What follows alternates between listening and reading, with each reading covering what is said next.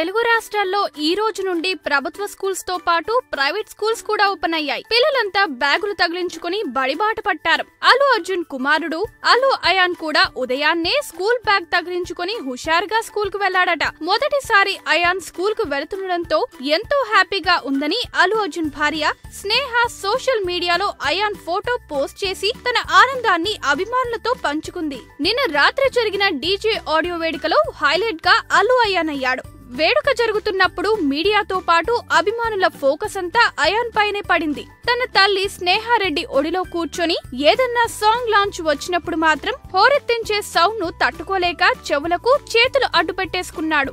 ఎవరు ఎంత తీయమన్నా కూడా తీయలేదు. ఆ తర్వాత స్టేజ్ మీదకు రాగానే సీన్ మారింది. అందరికీ హాయ్ చెప్పు నాన్న అంటే ముందు చెయ్యూపాడు కాని తరువాత ఏకంగా 2 చేతులు పైకెత్తి దండం పెట్టేశాడు. ఇది చూసి అభిమానుల ఆనందాలు మామూలుగా లేవు. ఈ వీడియో గనుక మీకు నచ్చినట్టయితే లైక్ చేయండి, షేర్ చేయండి, సబ్స్క్రైబ్ చేసుకోండి.